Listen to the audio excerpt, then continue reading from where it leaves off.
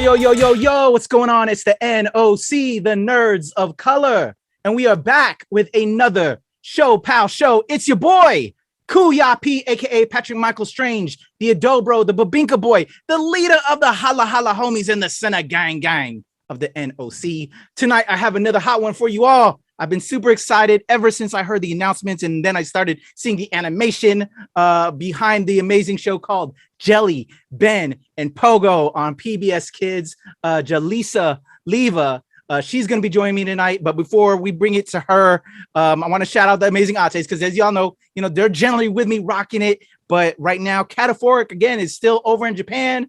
She's finally there. She's in the quarantine, but she's ready to start teaching the kids over there. One of her dreams as an instructor. So I'm so proud of her. She's getting her thing going. We'll probably won't see her until the new year. So shout out to Kataphorric doing her thing over there in Japan. And of course, Viva Valentina, the other amazing Ate, again, holding it down with the Stuffy Spa, bringing back to life your favorite stuffies. Over time, our little dollies, they get kind of, misshapen, or just get a little discolored, or just wear and tear. So, she's holding it down because she's like the sole person behind Stuffy Spa, bringing your stuffy back to life. So shout out to Viva Valentina. She'll be back when she has the time. But the amazing Ates are always going to be rocking it with me on the ShoPowSho. So as I said, I'm super, super excited. Y'all know I love my people. Y'all know I love us. And Jalysa Leva has an amazing show called Jelly, Ben, and Pogo on PBS Kids. I'm going to show you a quick, real clip of the show, and then I'll be back with Miss Jalysa Leva. Here we go. My name is Jelly. I'm her brother, Ben. I'm Pogo. I'm a sea monster, and we're all best friends. Jelly, Ben, and Pogo. Hey! The hungry Ogo family is here! Come in, pasok, it's kainan time. Oh my, what a spread! Can't wait to dig in! This is Kamayan, so there aren't any spoons and forks. I hope you like it. Oh, no problem! Let's make it super duper for Ben! Yes! What does Ben need? Let's ask him. I just want it to be soft and quiet, and yummy, and blue. Sorry, Lola. It doesn't look like the one on TV. That's because it's not halo-halo. Yet, halo-halo means mix-mix in Filipino. Wow! Ang galing! This halo-halo is perfect and made with so much love. Thank you, Apo. Boom, there you go, Jelly, Ben, and Pogo. Aren't y'all excited? It puts a smile on my face when I see it too. You see her on the screen, Miss Jalysa Leva. Air horns. They're going off right now, Jalysa. You can't hear it because I didn't want to deafen you, so I'm putting it in post, so you cannot have, you don't become deaf at such an young age, or what, yeah, I didn't want to deafen you. How are you? Good. How are you? I'm hype, as you can tell. I'm sorry if I'm like driving you crazy with my hypeness, but that's just, I get excited to show love to amazing people like yourself, who's doing it big, who's showing it, representing for us, our people, and our culture. Thank you. Salamat po. Yeah, no problem. It's been really exciting being able to do that for the Filipino American community. Yes. All right. So we're going to get into it. I want to know how that all came about, how you just started getting into this career. I started reading some other articles, and so I'm very curious. I'm also curious with where you, I think, went to school. I was getting right.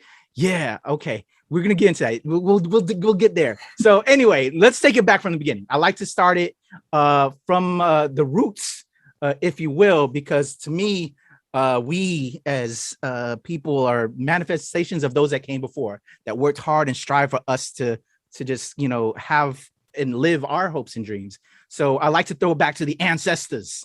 If you could take us back to maybe tell us a little bit about your mother, your father, or even ancestors before them, that just maybe some of what you have came from them.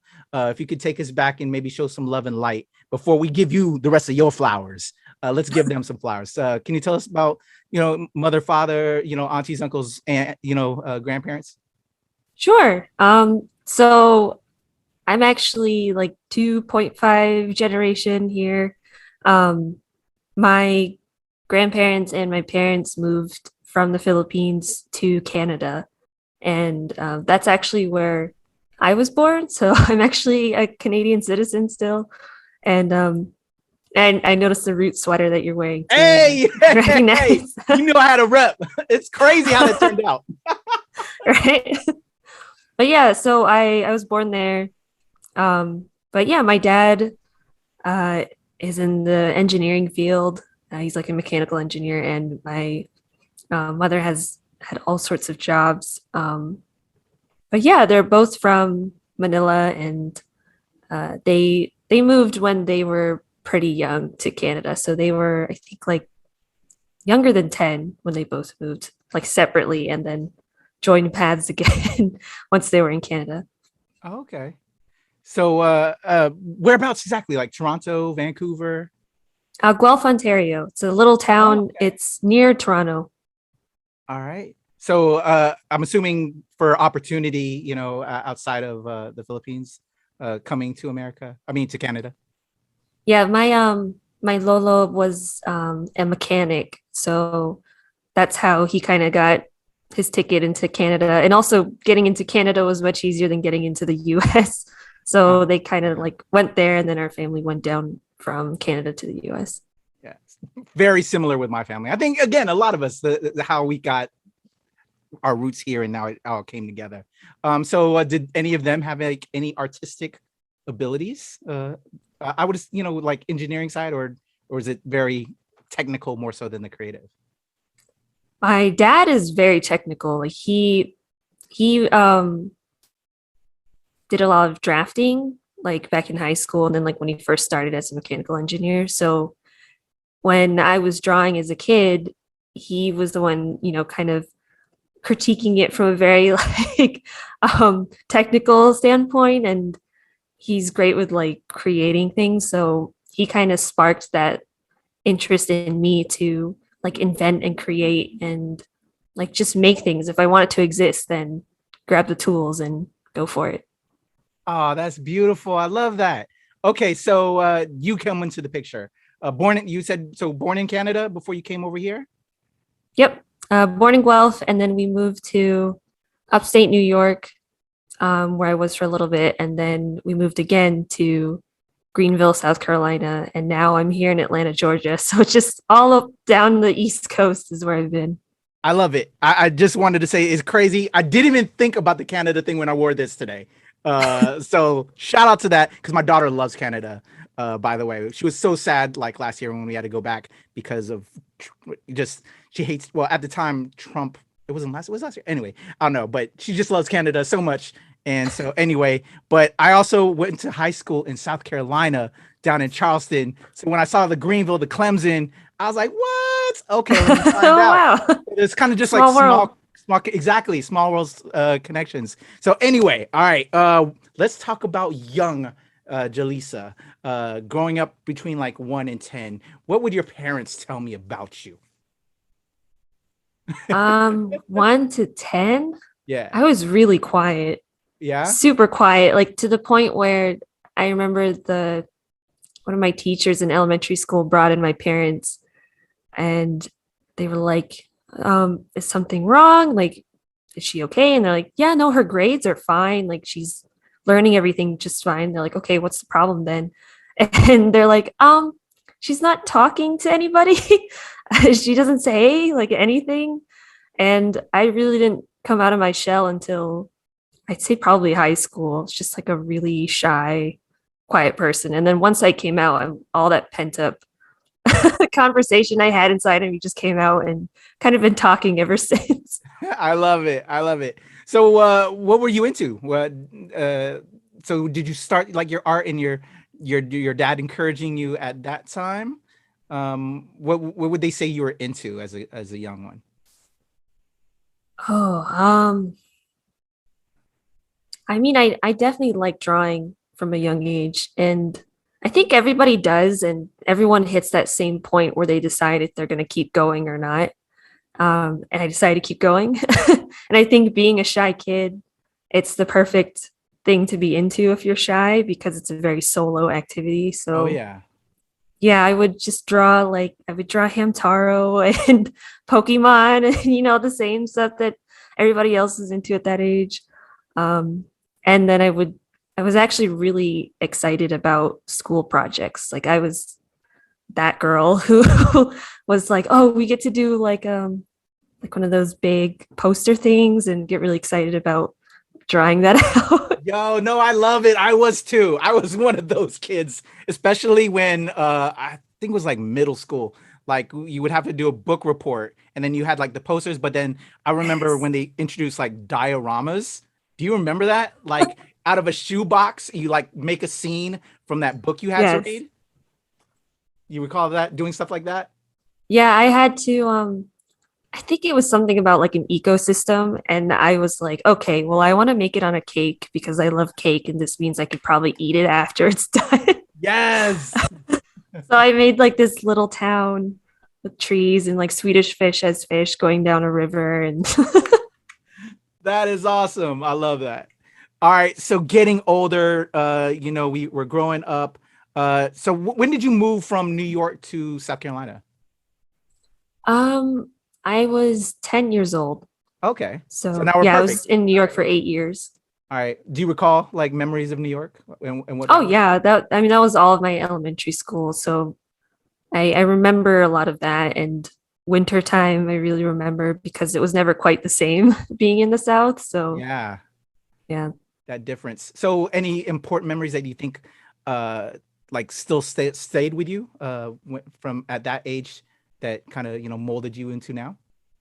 Yeah, I had a really great art teacher in elementary school. His name was Mr. Robinson at Harris Hill Elementary. Shout out to And, Mr. Robinson.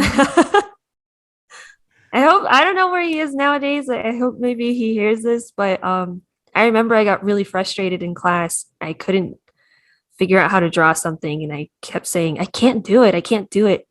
And he got up, went to his desk, grabbed like a little stamp of a choo-choo train, stamped my piece of artwork, and it said under the train, I think I can, I think I can. Oh, Like that's stuck with me ever since. yes. And he's like, you can't yet. And it's always just a matter of time. You just got to keep going. I love that. Shout out to you, Mr. Robinson, if you're tuning in. I love that. That's so sweet. Okay.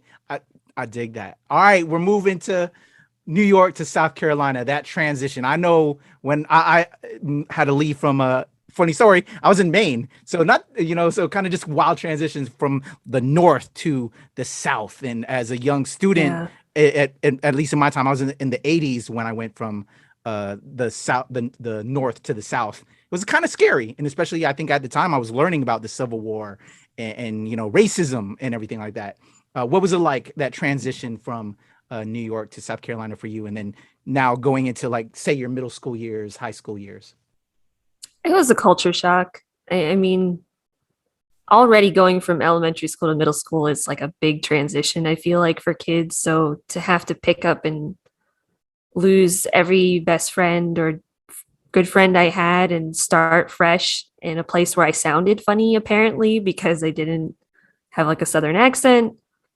I don't know. It definitely took a while for me to like get my footing again and figure out where I fit in. So it kind of fed into me being a loner and just making more art. Yeah.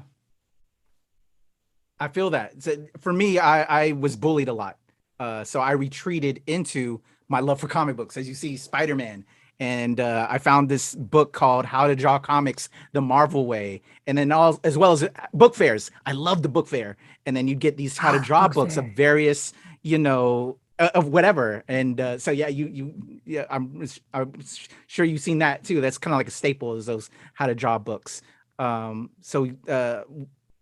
Similar situation for me. So was that kind of like your solace from everything else that you're experiencing as a young kid in school? Yeah, definitely. I remember in middle school, like I lived a walking distance from school, so I would walk to and from school. And since my parents got off work like a little after we'd get off school, I would volunteer at the school library and just hang out there and like help out. The two librarians there, another shout out to people who were really great to me. They just let me like, check in people's books, check them out, and then sit on that computer and like use it until I wanted to go home. So I would sit there and I'd open MS Paint and like doodle with the mouse really carefully and do that for like hours until it started to get dark and like, okay, I should walk home now. That's awesome. So started off maybe a little bit of self-taught, teaching yourself through MS Paint and just, obviously the tools you had at home. And then so you're in middle school, high school. Did you take like art electives in class and to try and maybe, pursue that a little bit in a small way? I did, but art was never a career choice for me. I didn't know it could be. So I was actually really focused on music and engineering like throughout middle school and high school. I didn't even take art classes in high school. Oh, wow. Okay. But then I still got like most artistic superlative, which I was actually mad about. What? I don't know how, because I think I doodled in class. So I don't know if that was what did it, but I felt bad for all the kids that actually were in art class and I didn't want that superlative. Wow. Oh, okay. Wow. That's crazy. So music and engineering. So I'm assuming the engineering from your father, kind of came, easy, or how was that? So like, you're now in middle school, high school, where we're trying to learn about ourselves, the world. Tell me what you're into. So you said like music and engineering. What got you into music? Tell me a little bit about that. Well, I started playing cello in first grade because back in New York, like that's when you could start a stringed instrument. So I was taking private lessons and like doing all-state, things like that. So I was very much actively playing cello, doing gigs sometimes in high school. And then the engineering half, I wanted to try and follow in my father's footsteps. But what was really funny about that is like I joined the high school robotics team, but even on that robotics team, I ended up just doing design work because I found that the most interesting. So I designed like the team buttons, and I liked being on the scouting team where you like watch the strategy of the other teams and collect intel essentially. And I didn't really have interest building the robot. I just wanted to do all of the like logistical and also like artistic parts of it. So I think there were a lot of signs as I was growing up that this is probably where I was headed. Amazing. That's awesome. I love that. That's super cute. All right. So let's go to the Filipino side of us.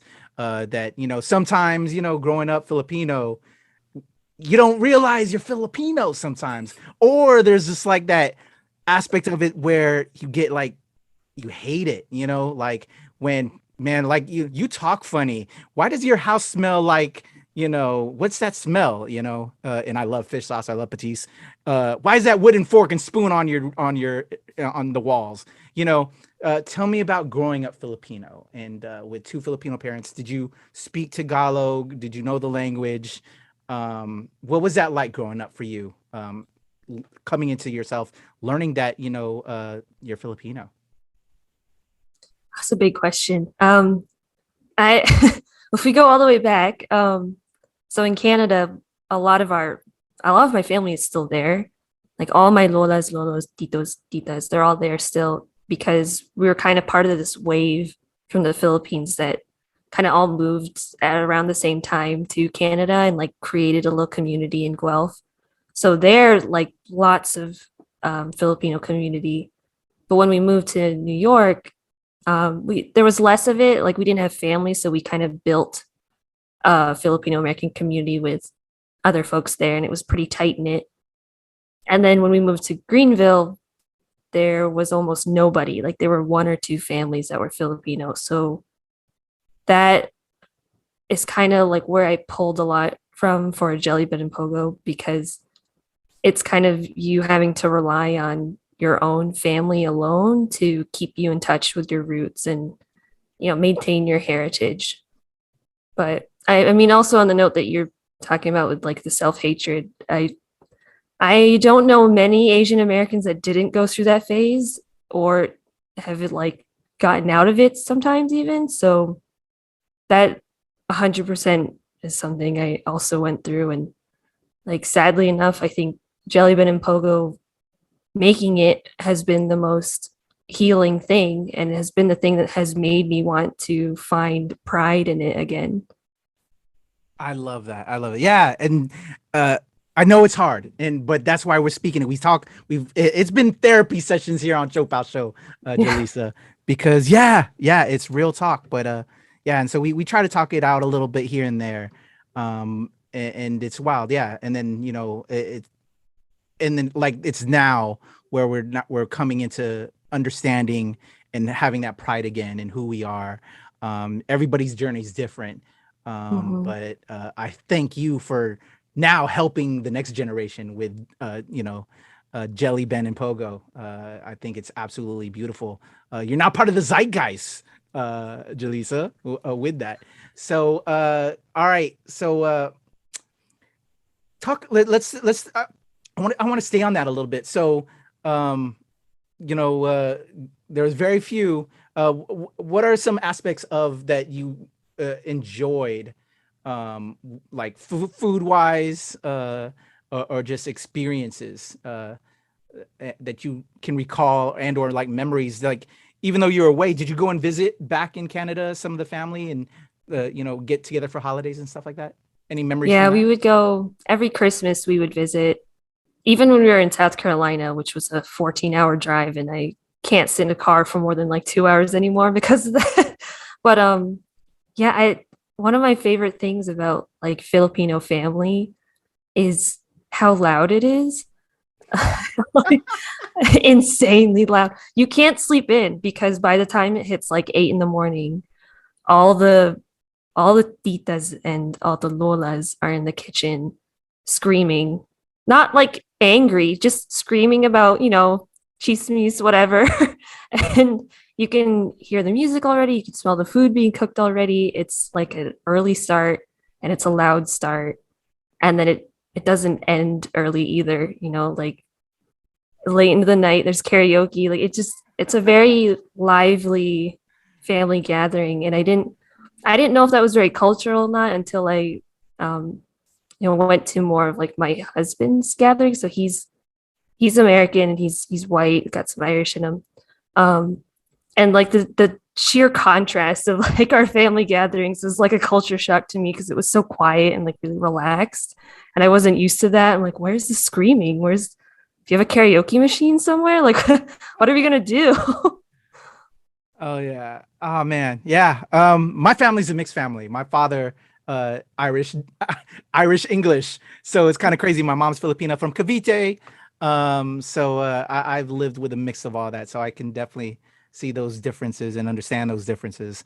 All right. So we're in high school. We're getting ready to graduate. And kind of like you discussed a little bit earlier, art, or just really anything entertainment, I think for the majority of us young Filipinos, that's a cool side gig, but that's not what they want us to do for a career.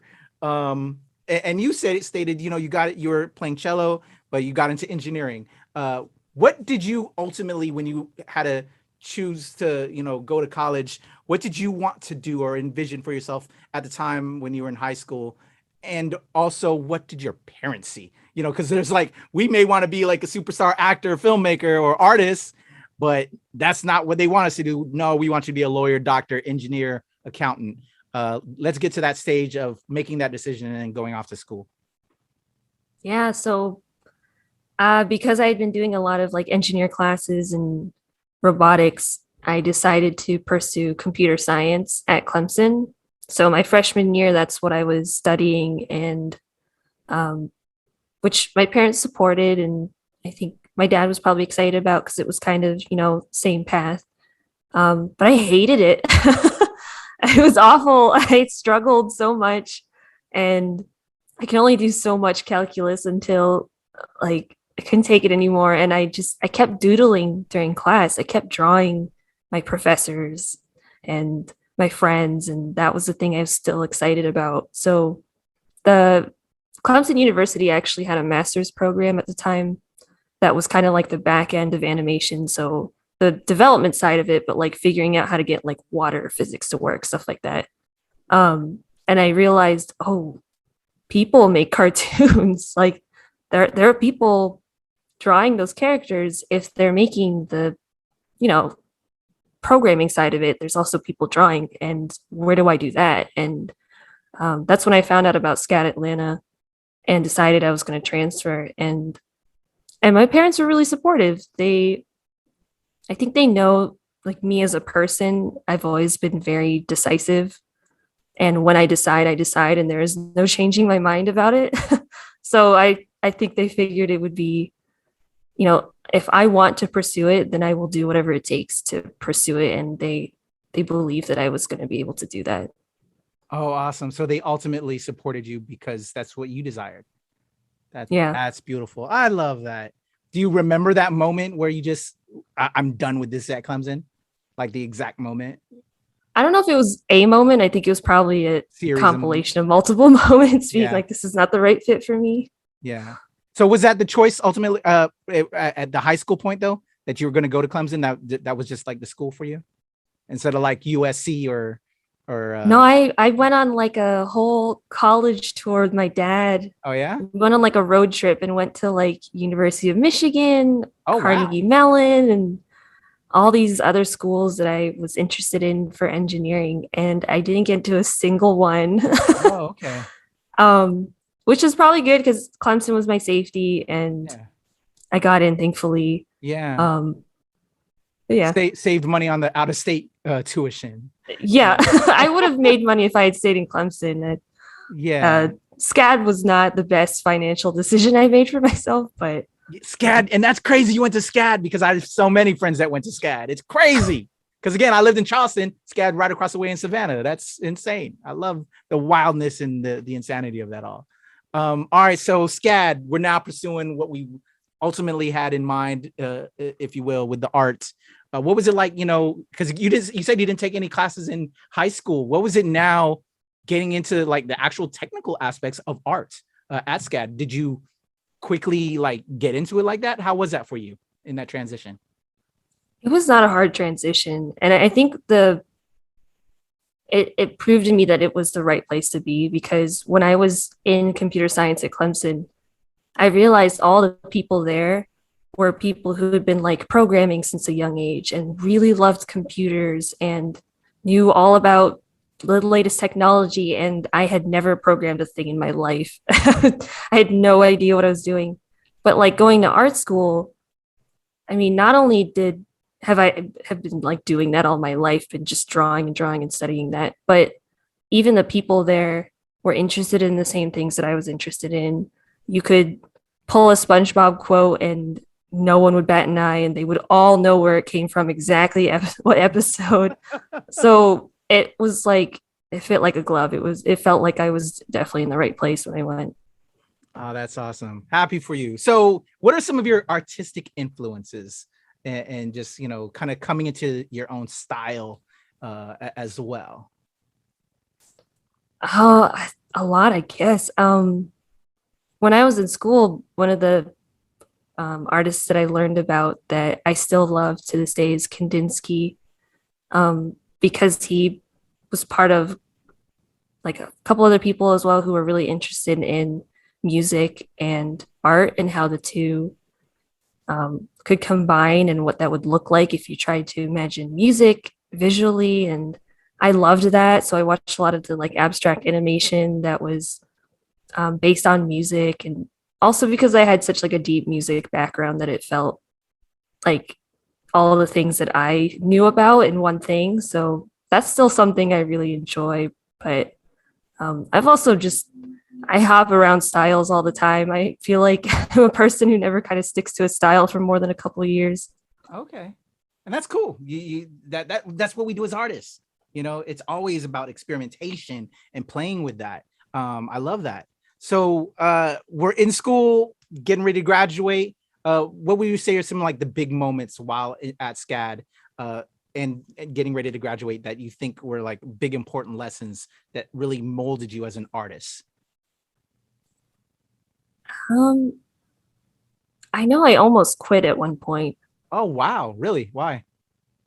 It was hard. It was really hard. It's kind of upsetting because I think a lot of people think art school is really easy.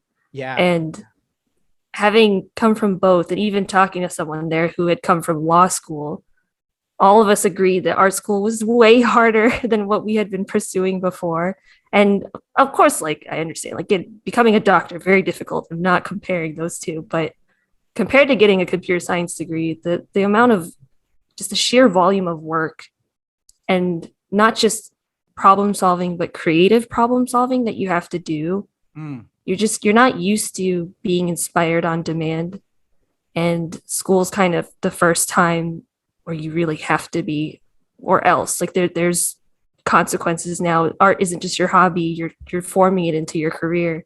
So at one point I was just so burned out, so exhausted, and was thinking like, is this what I even want to do? Can I do this? Yeah. Because this is demanding, extremely demanding, like mentally and emotionally. And I really considered for a moment that I don't think I'm gonna make it like to graduation. Did you feel like it was taking away your voice, your expression? You know, because with art, it's just like in the moment, you know, you're just creating, but then when there's like structure, it just kind of, it makes it just more rigid and it doesn't allow you that freedom. Were you feeling that? No, I had like a lot of ideas, and I like having structure because I like working within parameters and being creative within that. Okay. It was more just the hours that I was pulling, like working until 5 a.m, and then like That's it was insane. Yeah. Okay, I feel that. So what would you say to a young person that maybe is in that pocket right now, in that moment, watching this? What do you want to say to that young artist in school right now? Oof. It's hard to say because what would you have wanted to hear? What I would have wanted, I don't know, because I go back and forth on this. The industry is sometimes just as, if not tougher. So I think if anyone is reconsidering, it's a good thing to think hard about it. And if you are going to commit, really start to put into practice things that are going to mentally and emotionally protect you and keep you healthy, because I think a lot of artists tend to be perfectionists, and if you don't, you know, take care of yourself or start taking care of yourself early on, it will catch up to you and you will absolutely crash and burn out at a young age. So I would say, you know, those feelings you're getting now of being overwhelmed, that's something you're going to have to continue to manage even in the industry. So find out how you can create a better work-life balance already. Completely agree. Exercise self-care and get that balance in. That's so important, very important, because it never stops, y'all. It never stops. I'm dealing with it right now, to be honest. I'm so grinding 24/7 because I feel like opportunities happen, or it happens that way when I'm grinding so hard. Hey, Patrick, what's going on? You want to do this? So it's just like, yo, you know, you get addicted to that, because when it's like chill, it feels like it's so quiet, right? I don't know if it's the same for you, Jalysa, but yeah. So I don't want to get to the quiet. I want to stay busy because I want those opportunities. So find that balance, and always self-care. All right, we're getting ready to graduate and go into the world with our artistic career. What did you have in mind? What did you want to do now? You get in this formalized training.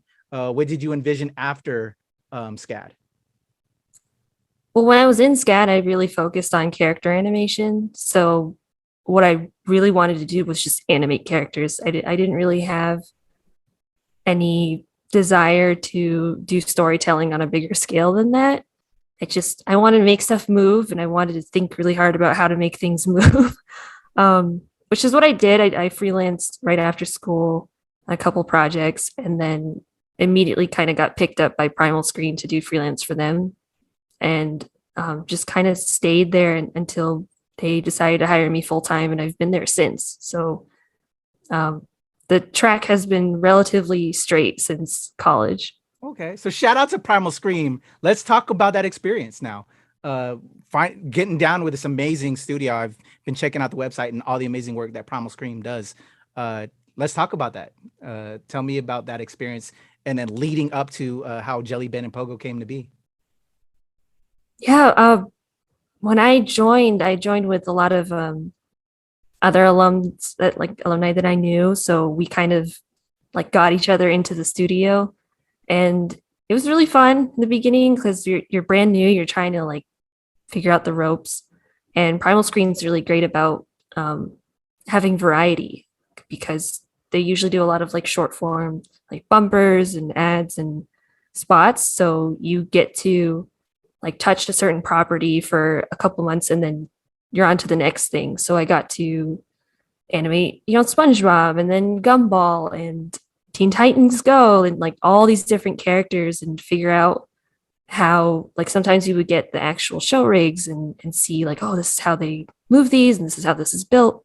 So it's a really awesome crash course on like wearing different hats, staying on your toes and trying to like fit into multiple parts of the pipeline. Yeah. And yeah, just be really versatile. So that I think was a really great learning experience and a really great place to like start. Yeah, I love it. So were you like, as a fan, now doing what you love, like living, because you got to touch all those amazing properties? I was really excited. I like, especially one of my favorite things that we got to work on was Portal Chase. It's on YouTube. It's actually got like a kind of crazy amount of views now, but basically it was a job for Nickelodeon where they wanted us to combine their properties with video games. So it's just this kind of like 2-3 minute long video of like SpongeBob running through a side scroller and there's like a Guitar Hero thing, but it's Squidward playing the clarinet and like just like bizarro stuff. So you get to be really creative with certain projects, and it was really fun to kind of like geek out over it, especially when they want you to. And when Nickelodeon asked us like, oh, what like Easter eggs can we put in here?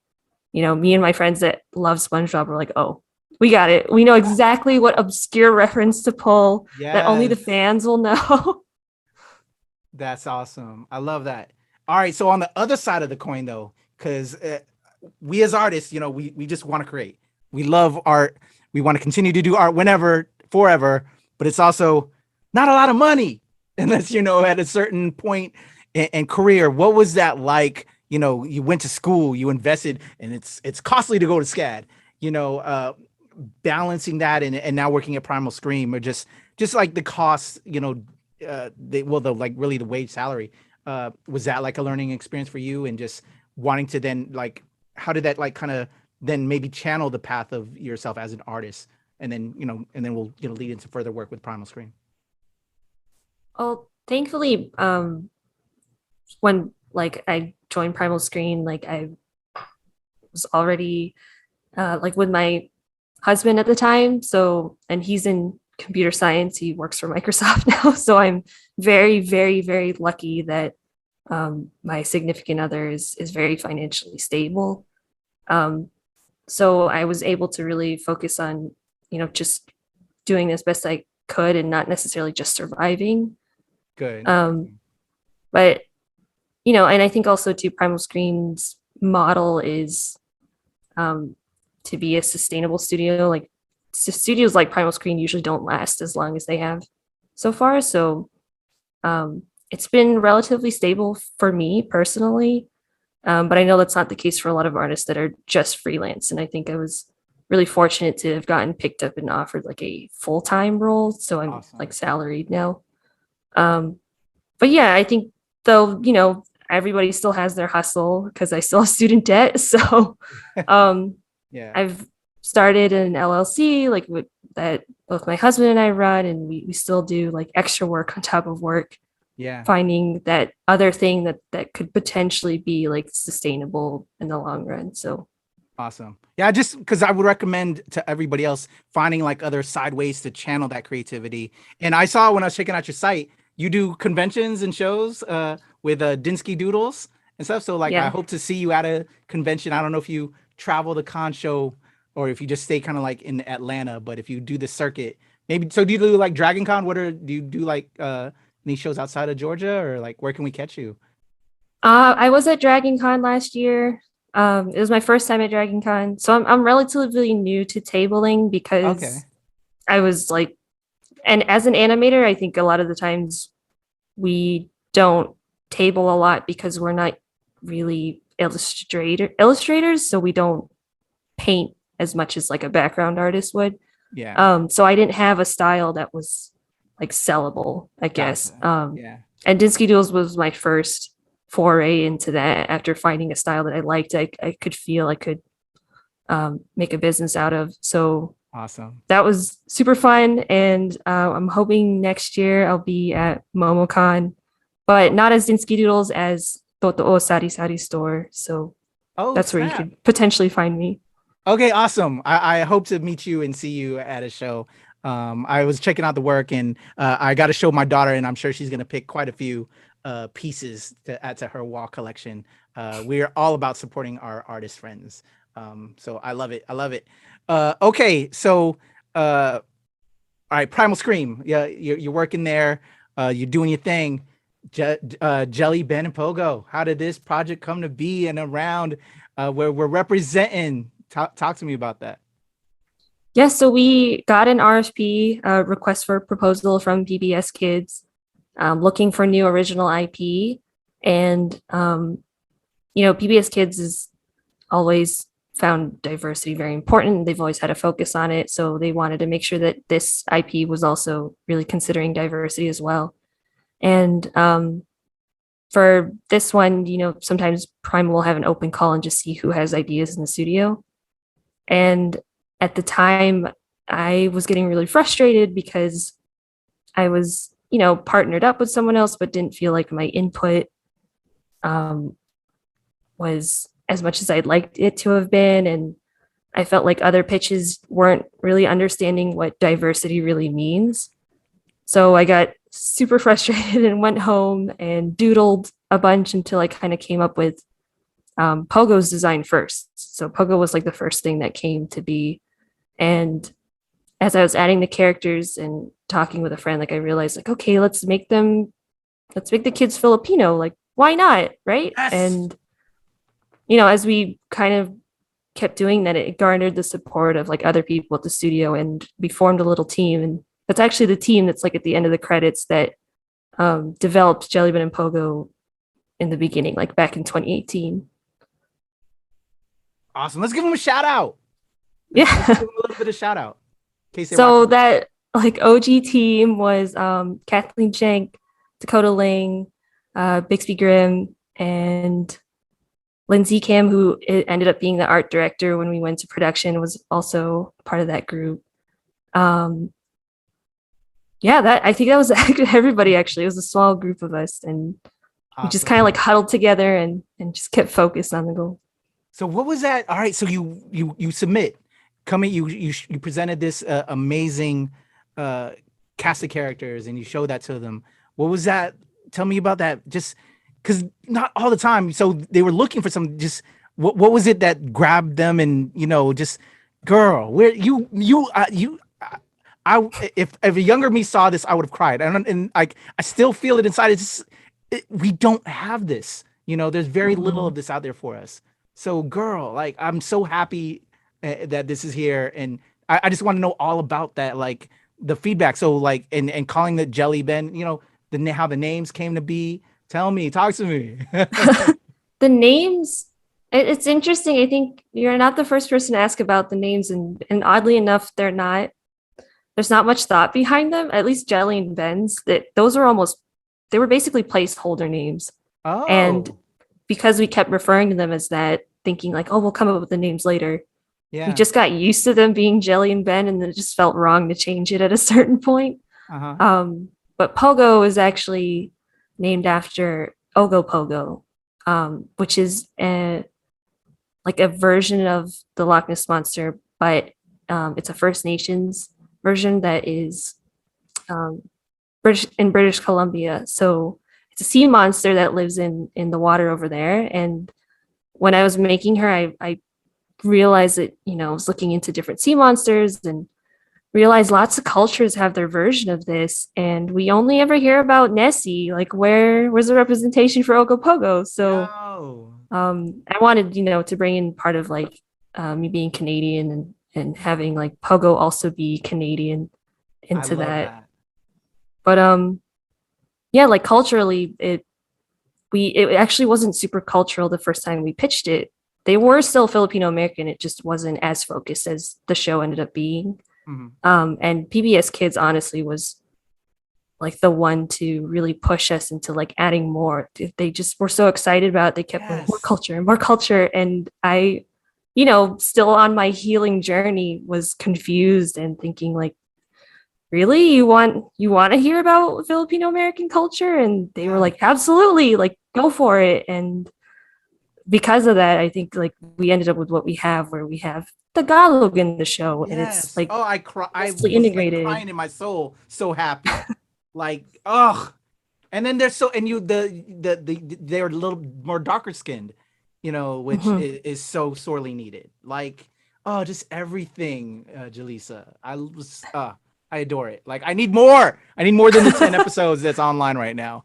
I was actually surprised at all the little things that other Filipino Americans were connecting to. That to me, I was like, I put it in there with love and care, but because I'm like the only Filipino artist that was working on it, I didn't kind of get that feedback from anyone else because I was the only one kind of like doing that. But when people are attaching to the skin color, like you said, or the nose shapes or the moles that they have on their cheeks, like the fact that people are really excited about that and pointing it out on their own faces, being like, me too, I look like jelly.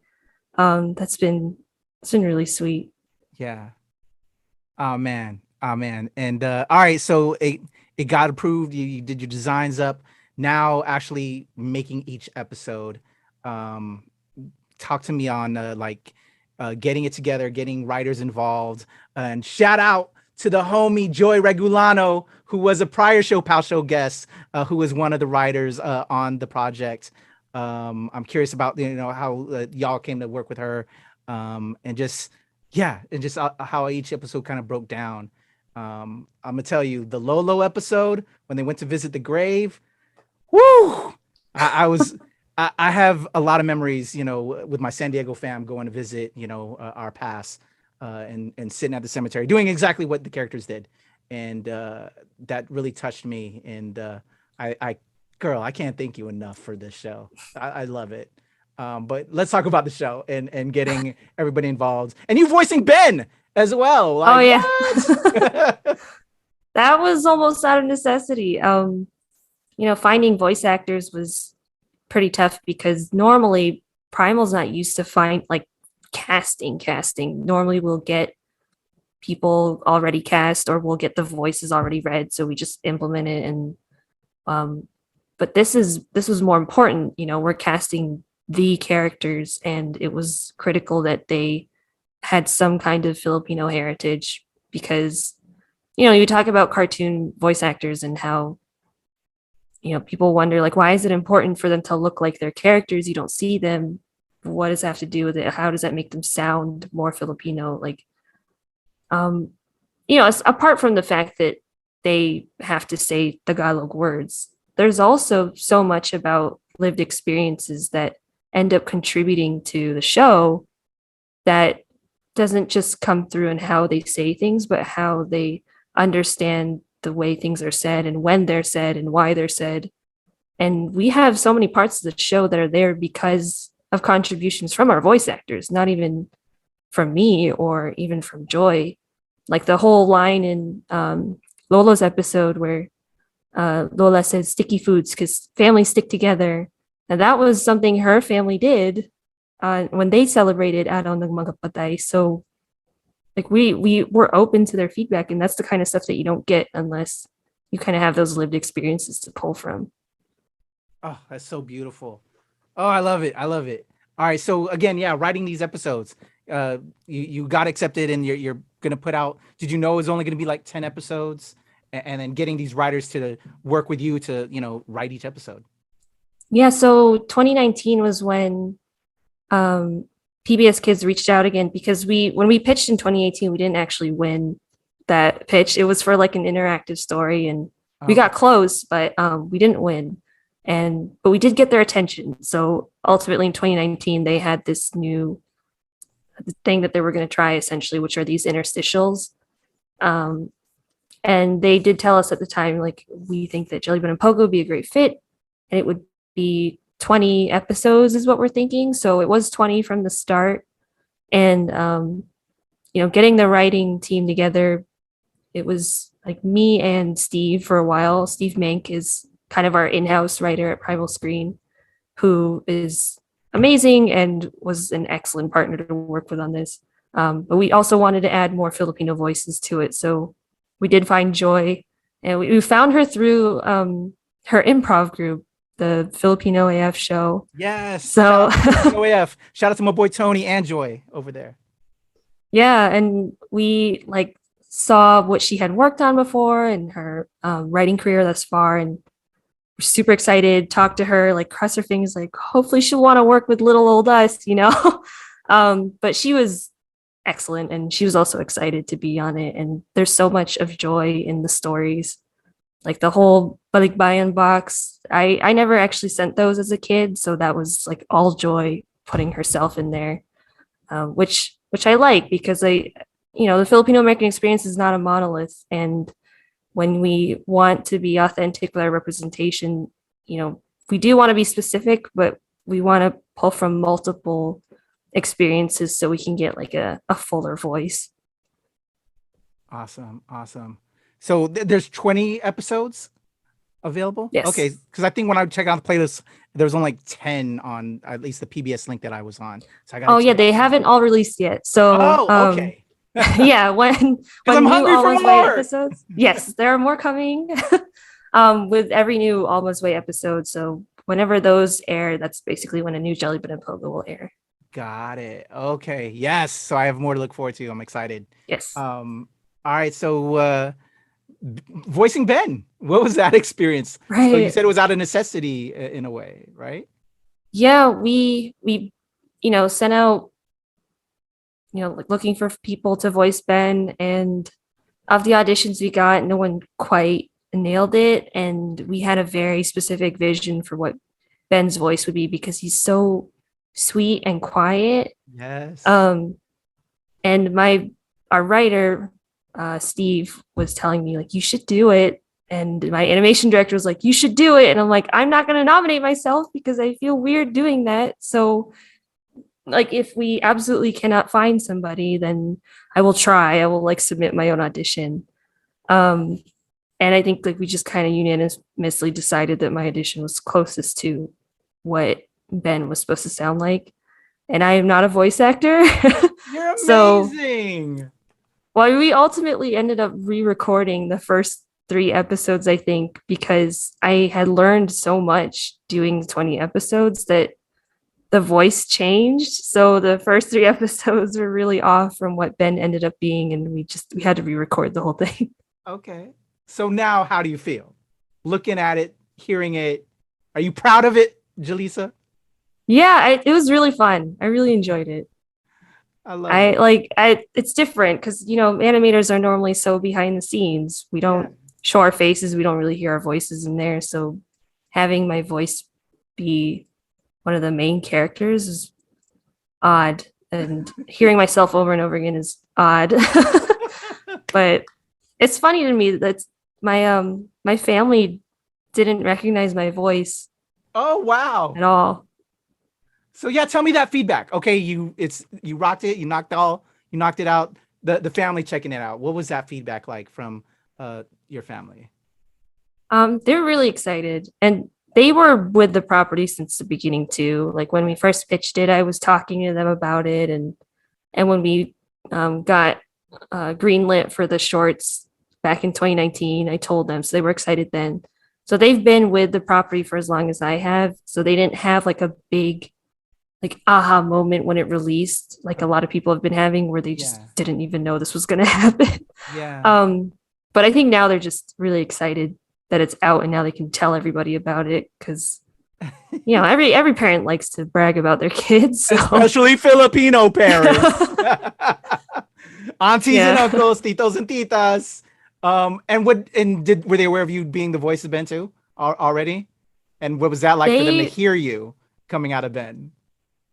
they were aware during production, but before they were, I like played an animatic for them, so they got to see it like in progress, and they didn't recognize me when I had played it, and I'm like, "What did you think of Ben's voice?" And they're like, "It's cute. Who is he?" And I'm like, "It's me, your daughter." I guess I changed my voice enough that it was not recognizable. But I think after that, they said they can't unhear it anymore. Like there's certain lines where they just go, "Oh, that's Jalysa." But they love it. They feel it. It works. Yeah, I think so. I hope that my Tagalog was good enough for everybody watching, but yeah, they think it's really fun. That's awesome. Oh, girl, I adore this so much. I want all the things. I want more. I want merch. Cause like yo, the first 10 episodes that are out, like I said, I binged them all. You have this little piece where you drop a sticker on everything of all three characters. Like, I need these stickers, and I even saw on the promo pic you sent me that you had like a sticker. What's up Oh with that? yeah, I got it right here. Can I get? Yo, I need that. I need that in my life, like today, like yesterday. How can I get stickers, merch, everything with the characters on it? We don't have any official merch at the moment. This is just I just got these printed because I really wanted them for myself. Yes. And PBS Kids was like, sure, if your team wants to make stuff for themselves, that's fine. But I don't know about merch in the future. I would love it. I want a little Lola plushie. Like I want all of that. So I don't know. Maybe if we get the people ourselves talking loud enough. Yeah. Yes. I need this in my life. Seriously, I need this in my life. I want it all. A Pogo plushie, everything. I want it all. Like, woo, especially just the little stickers. It's so cute. I'll rock that t-shirt everywhere. On the ShoPowSho, I'm gonna rock it. It just puts a smile on my face, Jalysa. And again, I didn't have anything like this as a kid, growing up. I'm 40 something, and I wish I just had something like this, and I just think it's so beautiful and so needed, and it just makes me feel proud, and it's something I could show, and then to express. Like, you had a hollow episode, yo, just like, and then Kamayan, this is how we eat. It speaks volumes. What has that input been like from the community now that it's out there? And you're getting that feedback. You heard from your family. Now what has this been like? How many interviews like myself have you been on talking about this amazing show? It's like the same kind of, I feel like, healing and excitement and just validation, I think, is a lot of what people are feeling. And I had it spread across 3 years, so I'm not like exploding it like other people are, but for the people seeing it for the first time, like, I keep getting messages of people saying they cried, and they're like adults, like grown people crying, and because you really don't know what that feeling of being seen is like until you're finally seen, and when it hits you, it's way different. It's like we had Mulan, we had things like that, like Moana, but it wasn't quite Filipino. So when it's totally right, it just hits different. And exactly, I think people have been overwhelmed, and it's been very similar to kind of like how you've been talking about it. Just like, we needed this as children, and now seeing it, like, it's bittersweet because we're excited for the next generation, but we understand that now we have to heal our inner child watching it as adults, because this would have helped so many of us grow up with less shame and less hate. Yes. And get more understanding even from other, like, Americans that are watching the show who aren't Filipino. Woo! I'm about to cry hearing you just say all that right now. Like, again, I have nothing but my complete admiration for you and what you're doing with this, and I'm hoping more happens. One of the questions I had as well, so you did this for PBS Kids and with Primal Scream. Your name is there on the front too, which is Amazeballs, just a show created by you. Like, do you have like financial, like creative, somewhat, like if this does pick up and further develop, like you'll have a say and we'll be able to do things with this with the IP? I'm not actually entirely sure. Oh wow. Some of the specifics I'm in the dark on. But I do know that like PBS Kids understands that a lot of this is very specific, and handing this off to another director would be very difficult. So I don't think there are any like plans to necessarily like take it away from me. But I want to continue to be heavily involved with it, and I think PBS Kids also would like me to continue to be heavily involved with it. So yeah, I don't know exactly where we're going next. We have some things that we're working on. We do want to go longer format potentially in the future. I have interest as well in doing potentially something interactive. So I don't know. We'll see. We're still like, now that we finally cooled down from the first season, we can like wake up from like the 2-week nap that I had to take and like think about where we're gonna go next. Okay, well, my fingers are crossed, and I want this for our community. I want this for you. It's just again, yeah, I have nothing but admiration and just my complete excitement over this. And but I really want merch, real quick. I want more seasons, but I want merch. I want to buy it all. And that's what they should. Hey, PBS, if y'all watching this interview with me and Jalysa right now, like I'm ready to hand over my wallet and just give you my money memes. I'm throwing the cash at you. You can have it. I need it. If it's just the stickers for right now, because that's what you're really pushing in the first couple of episodes too. So like I'm ready to buy a sticker. I might have to shout you out later, Jalysa, for some of like the ones you got right now that you know, if you could hook them. Yeah, I actually I got a message from someone that like blew me away. It almost made me cry, but it was this girl. She's 18 years old and her little brother's 5, and they watched Jelly Bean and Pogo together, and they liked the stickers so much that she made ones for her and her brother, but like changed the images a little bit so it looked like them, and then swapped out Pogo with their plushy Dalmatian dog and sent me a picture, and I was like, oh, that's so sweet. I love it.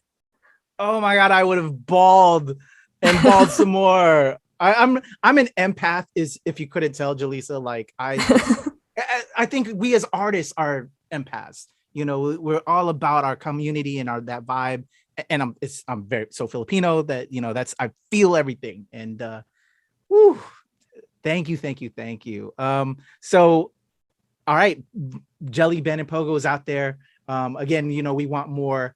But what's more, what else is brewing in the head of Jalysa Leva? What more do you want to do, and or we can expect that you can talk on in case there's, you know, stuff that you want to still kind of keep in the closet, not let everybody know yet. You're still marinating it, you're still working on it, still, you know, kind of keep that hidden. But just what is just some more things we want to speak into the universe for what you're doing, and what do you want to do? Yeah, so I can't say much more about Jelly Ben because I really don't know yet, but we are working on it. As far as like my own personal work, so I mentioned earlier, Totoo Sari Sari Store it's a new brand that I started in quarantine. That is kind of my love letter to Filipino American culture, and it's the Philippines throwing their hat into the ring with Sanrio and BT21 and all those cute little brands. So it's a character brand, and it has these 2 little definitely real humans. It's a seagull and a hamster, but they run like a little sari sari store. So a lot of the posts and products are like Filipino American things. Like we have a banana chip bag, but I'm pulling like it up right now, pencils. and it is so freaking cute. Okay. Oh my gosh, yeah, I got to show my daughter all of this. I love it. But yeah, that's the next thing that I'm personally working on. So I'm hoping that, you know, if we're at MomoCon next year, I can have a fun setup there with lots of like more Filipino American stuff for people to enjoy. Oh, yes. Awesome. Well, I love it. I can't wait for more. I'm going to definitely show my daughter if I can pull her away from Animal Crossing, because we just had that update. That's all I've been doing last night. We're an Animal Crossing. I think I actually saw on your Twitter or whatever that you're an Animal Crossing fan as well. I'm a huge Animal Crossing fan. So I'm sorry if I'm keeping you away from the Home Paradise update right now. But I will pull my daughter away so she can check this out.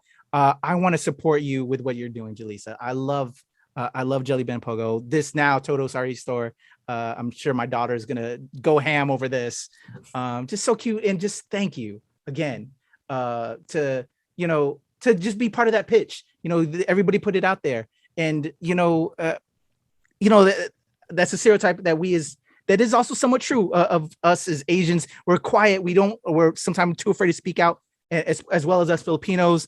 But when they came, you spoke out, and now you have given us as a people. So on behalf of, I'm sure you've already heard this, but again, thank you from the bottom of my heart. Salamat po, maraming salamat for Jelly Ben and Pogo, and with now Toto Sari store, just everything you're doing that is just so important. It's so sorely needed, and I just can't thank you enough. And I'm excited for the future. I'm so thankful you came through to let me just give you these flowers and just shine the spotlight on this current stage of your career, because I see nothing but greatness building even more so from this moment. And if we can have you back when you're not I hope your head doesn't go so big, because you're going to be a superstar. But I would love for you to continue to be a part of this family, and I can give you love and light for everything you're doing. And again, express my thanks, because it's something I wish I've always had. And so now that I can interact and tell a person like you that's doing this for our community, thank you. I'm going to do that. Jalysa, you're the best. One last question before we get up out of here is because I am part of the Nerds of Color and my NRW Nerds Rule the World. I got to give you kind of like a nerd question. Okay. So I'm sure you're a card carrying nerd, with everything. If you were to give a nerd TED style talk on anything in particular, what would that be? Like if someone was like, I know more about, say, SpongeBob, you could go to town on like SpongeBob facts. Like what could you do you think is your best nerd topic or thing that you could like really get into with somebody? Probably, oh gosh, there's a few things. Animal Crossing, now that you brought it up, is probably one. Okay. And VR, I'm like a huge VR nut. I love, I'm on my third, fourth headset, and I love it. I think it's the future of gaming. Yeah. I've actually been looking into that. What are you into VR wise? Like, what are you like? The Oculus, the PlayStation one, which one are you into?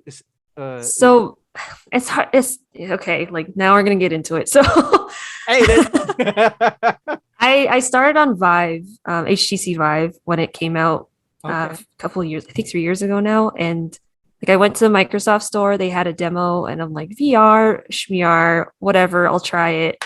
Tried it, had my mind absolutely blown right out of my head.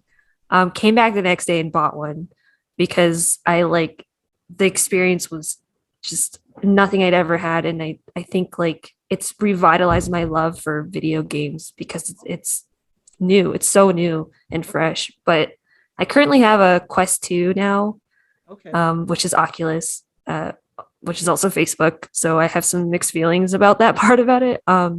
But I will say that the Quest 2, and I'm not paid to say this, but I really believe that it's an excellent first headset for anyone interested in getting into VR.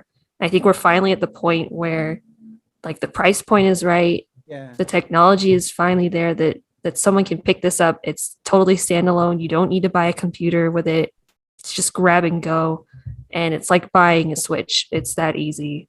Okay. So I highly recommend, if people are interested in VR, now is the time. They've figured out a lot of the bugs and the broken things is working smoothly now. Okay, cool. I appreciate, because with the pop culture shows that I do, I've started networking with gaming brands and companies. So they're sending me Steam keys Xbox, PlayStation, all the different systems. And I get a lot of VR stuff, but not too many of my people are VR people. So I may have some free codes to send your way if you want some, Jalysa, because I will take anything free VR. Okay, so I'll take a look and because it's going nowhere. They send it to me, do reviews, but not a lot of us are playing VR. So I was like, I might get one, but hey, if I know a fan of them, you can have them. You should go for it, and then we can play. All right. I'll show you the ropes. Hell yeah, I love it. Well, Jalysa, again, maraming salamat po for just everything you're doing. Thank you for sharing me your career. And again, I think you're just going to become even more of a superstar. So thanks for talking a little old me right now, but you're on the way. How can the people that are listening, I'm going to have it in the description below, but for those audio listeners those might be listening to this interview in the car, how can they follow and check out everything Jalysa Leva? Yeah, so I'm most active on Instagram, and my handle is at Jalysa L, so JALYSAL. And then if you're interested in my other like side brands like Totoo Sari Sari Store, you can find links to those on my Instagram page. There we go. Jalysa Leva. Salamat po. I appreciate you. To our ShoPowSho audience, as always, mahakita salamat. Your boy Kuya P. You can follow me at the legend Kuya P on Twitter, TikTok, and IG. Of course, at the Nerds of Color and at ShoPowSho and at the NRW and at New Release Wednesday, where nerds rule the world from two nerds right here. Jalysa, Kuya P. Thank you for watching this ShoPowSho. We're out of here. Salamat po.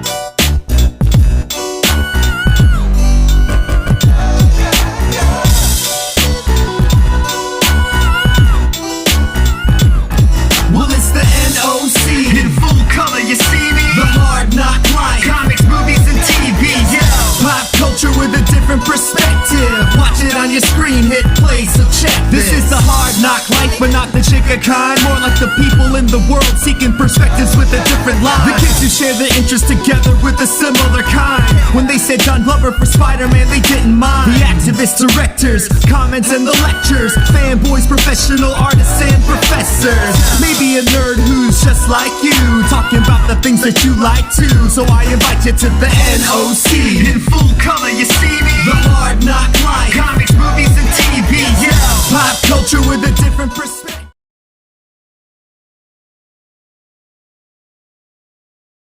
Hi, I'm Jalysa Leva. I'm the show creator of Jelly Ben and Pogo, a new PBS Kids short series streaming now. It features Filipino American leads for the first time on Western media. And you can catch me on ShoPowSho talking to Kuya P. Hi, I'm Jalysa Leva, the creator of Jelly Ben and Pogo, a new short series streaming now on PBS Kids. It features Filipino American characters and their sea monster neighbor. And I'll be talking with Kuya P on the ShoPowSho. Hi, I'm Jalysa Leva, and my Filipino heritage means being part of two worlds, part of the Filipino world and the American world, and finding home and family in the community.